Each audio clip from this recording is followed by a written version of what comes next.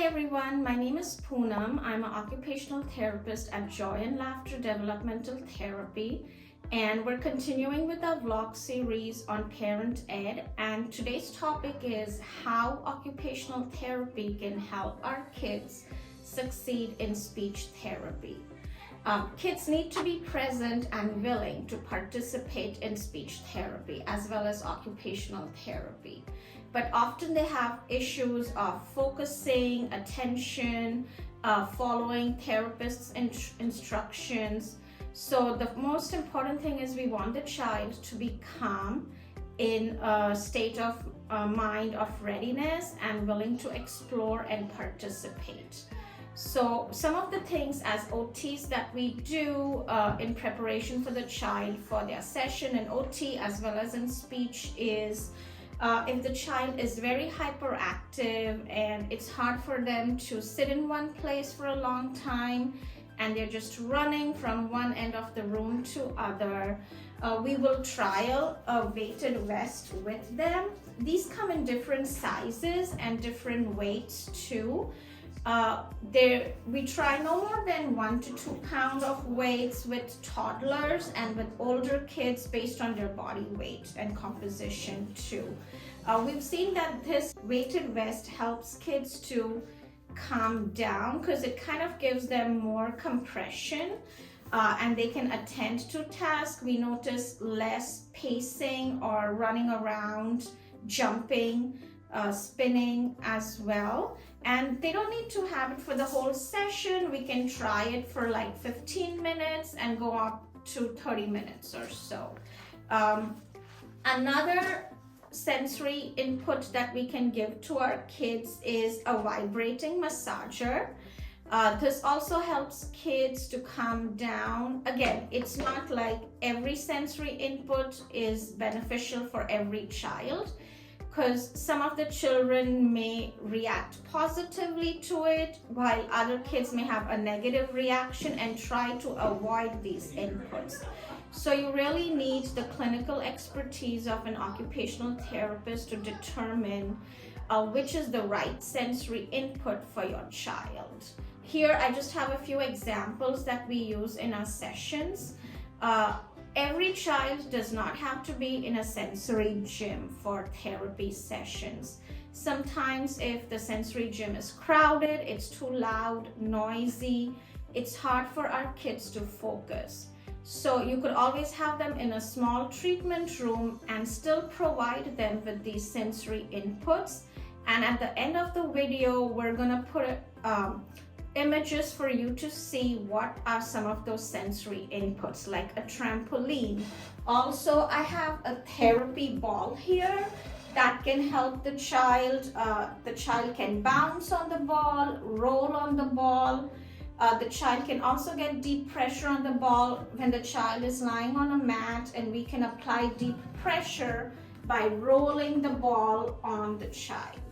I don't mean like we are squeezing out the child underneath the ball. Again, you need the clinical expertise of an OT as to how much deep pressure you want to apply and how much the child can tolerate.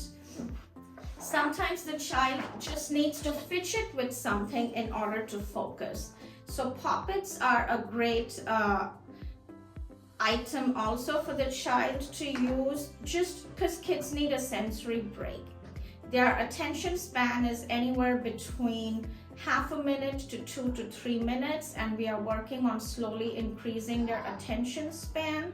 So when they finish one activity and need to move on to the next activity, they need a sensory break. And during that sensory break, they can use a poppet if they want. They can use Theraputty, they can use Play-Doh, as long as they don't mouth those things. Sometimes a weighted toy or even an emotional toy like a plush blanket or a weighted blanket can help the child just to put it on their lap and give them that extra pressure. I also have a sensory disc here that the child can stand on, sit on any side. We can place it on the chair too. That gives them extra pressure and helps them to focus. while they're attending to a task with the therapist. And these things the children can also use during their speech therapy sessions when they need to focus on their speech tasks. Another activity that I have for their kids to help with their regulation and attention is a sensory bin. You get different types of sensory bin. It doesn't have to be like a huge tub. It can be a small container also, and you can fill it. This one has dry beans. You can fill it with dry rice grains and have other objects in it like pom-poms, small beads, small toy figurines. You could also have kinetic sand as a separate sensory bin that kids like to play in, squeeze. You could have utensils in there like a spoon, fork, a shovel to help children to learn scoop. And at the same time, we're also addressing their feeding skills using utensils. Some kids love to play with water as well. So you could have kids play with water. Bubbles is another activity that also helps calm the child. And another thing that we work with kids is on identifying their emotions and identifying the emotions of other kids. So something like, oh, I feel tired. And then what are some of the activities the kids can do when they feel tired?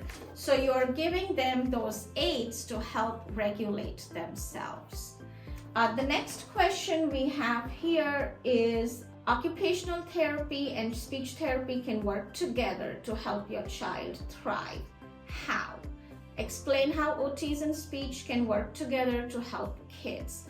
So during our co-treat sessions, one of the goals of the OT is to help the child to regulate, to be calm and able to focus at the therapist-led tasks using different sensory inputs. And the goal of speech is for them to help use their words, use their voice. So I'm going to give you an example. With a lot of children, we use an alternative augmentative communication device or an AAC. I am using the Touch Chat program here. That's what speech therapists use, and we also are working with kids during the same time. So a very simple activity we would have is pegs. So you see there are different colors of pegs. So OT is working on the fine motor skills of the kids where they have to put in and take it out. At the same time, they are using a 3-jaw chuck grasp. At the same time, they can pull, and that's another fine motor skill that we want to work with the kids. What speech can do is speech can work on color at the same time while OT is working on their fine motor skills. So we can show the peg to the child, red, and then point on red. So the child's focus is not just on the peg, but also red and at the AAC. And when the child also points at red, that's great, because that's how the child is able to learn and communicate at the same time. So that's something that OTs and speech will collaborate during their joint sessions. Also, at the same time, if we have a shape sorter and we have shapes, I can say, oh, let's put in square. Speech can work on labeling the object, square. We can also go one step ahead, red square or yellow square, blue square. So that's how we work with kids to identify colors and shapes. Another thing is speech and OT will work on I want. What does the child want? Does the child want a break? Does the child want another toy? Does the child want food? And that's how we can help the child communicate using the AAC device.